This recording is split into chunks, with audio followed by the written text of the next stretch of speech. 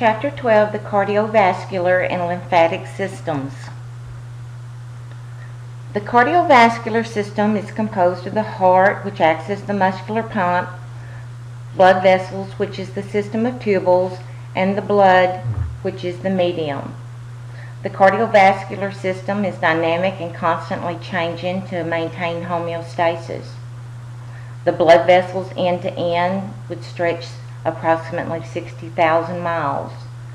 The heart contracts in rhythm to move the blood along. Because of the complexity of the human body, diffusion alone to distribute nutrients would be insufficient. This cardiovascular system distributes blood, delivers nutrients, and removes waste. This occurs approximately once every minute or 1,440 times a day. It's the medium from which hormones are distributed throughout the body. The blood moves through the life, sustaining the circuitry that each of the blood vessels reach. This image in your textbook, you notice the blue and the red. Red typically indicates the arteries, which in most cases contain the oxygenated blood that has left the heart and being distributed to the systemic circuit. However, the pulmonary circuit will differ because arteries always take blood away from the heart, whereas veins always return blood to the heart. You see where they're typically named for the area in which they serve. You notice the carotid arteries along the neck. They deliver blood to the head and to the brain.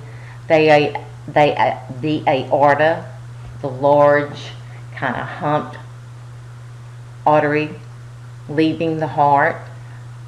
The coronary arteries, which are the arteries that's on top and feed the surface of the heart itself. The renal artery,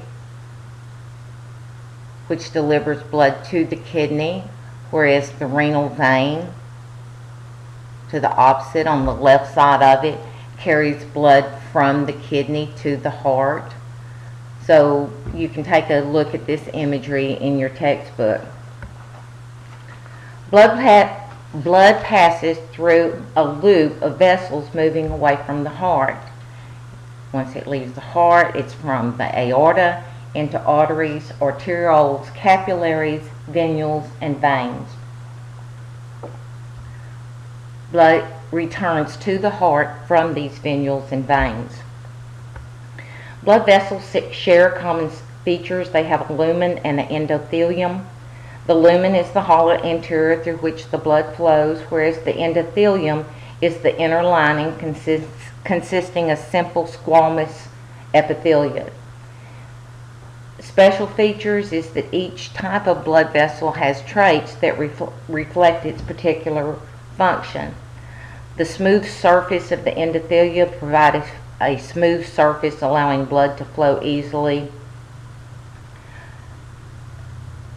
Endothelium is also, because of its being thin, allows diffusion of oxygen and carbon dioxide in the capillaries where this is going to occur.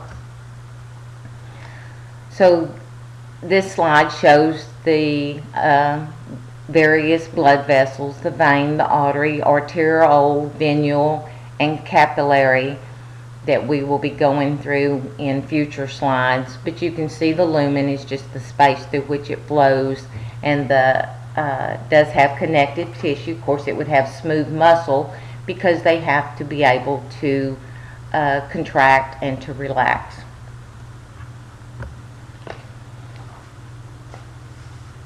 Arteries are thick muscular vessels that carry blood away from the heart. The layers included in arteries are the inner layer, which is the endothelium, a middle layer consisting of elastic fibers and smooth muscle. The muscle allows the artery to contract and to relax. The elastic fibers allow the artery to stretch and return to its original shape. The elastic fibers help to tolerate the pressure shock by the blood surging through it, and also allow it to maintain a relatively stable pressure despite large changes in the volume of blood passing through it. The outer layer consists of connective tissue consisting of collagen and elastic fibers for strength. The outer connective tissue helps to anchor the artery to the surrounding tissue. Pulse is the term used to describe the pressure wave created by the alternating expansion and contraction of the arteries.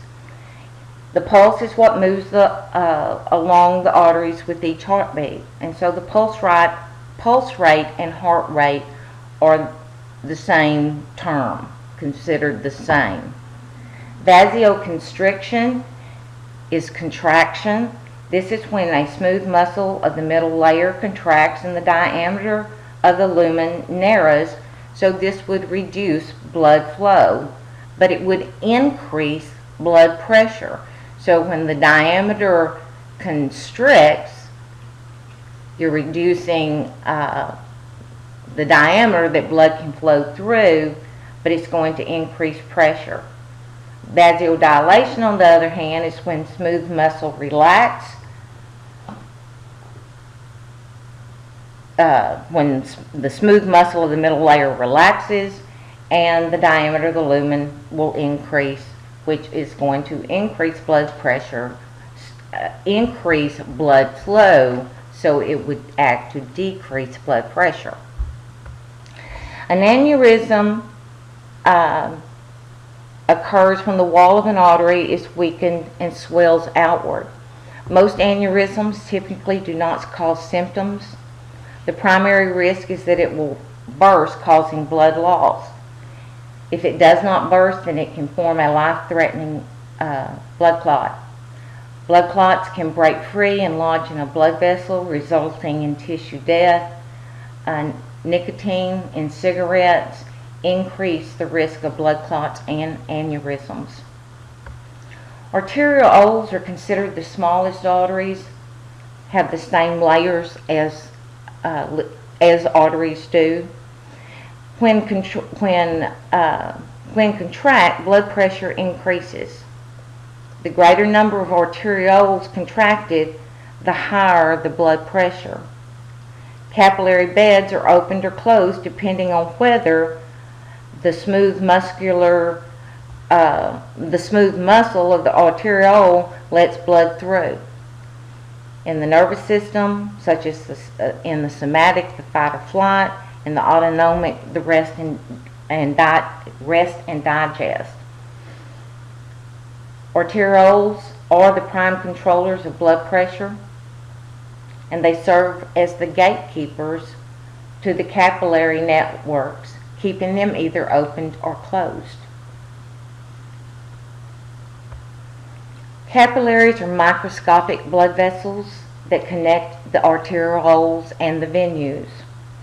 These capillaries are the sites of exchange of materials between the body and the blood. They have walls that are 1 cell thick, but capillaries provide an enormous surface area for exchange, and this exchange occurs across endothelial cells, across the plasma membrane, or through slits between these endothelial cells. So top, you see that slit between those cells, so sometimes cells can squeeze through there. Substances are exchanged if it's small enough, but this you see coming into the arterial end of the capillary, that's where that arteriole is leading into, so that's where the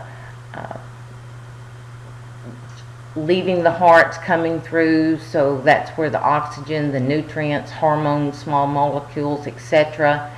And so the blood pressure forces fluid out of the capillary at the arterial side because of hydrostatic pressure, because of the pressure leaving the heart. Whereas on the venous end, the venule end is what this capillary is going to be leading to. The carbon dioxide are going to be higher because that's going to be the waste product side. So that's where diffusion is going to occur there. Carbon dioxide would diffuse into the bloodstream.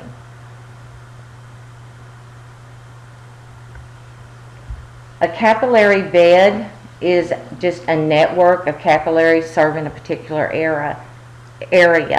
It has a precapillary sphincter which regulates blood flow into it. The precapillary sphincter is just kind of a little muscle regulator.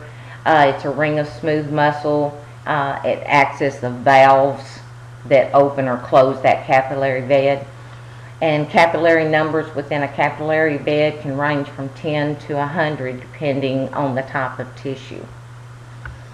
And so again, this shows capillary. You see on the left the arteriole side, the sphincters, which are the type of valves that control the flow of blood into the capillary bed. You kind of see there in the center of the capillary bed where it kind of turns purple, so that's an intermediate between the red designated by the oxygen laden side of the arteriole versus the venule side deoxygenated, where blood is going to be leaving the capillary bed eventually into the venule.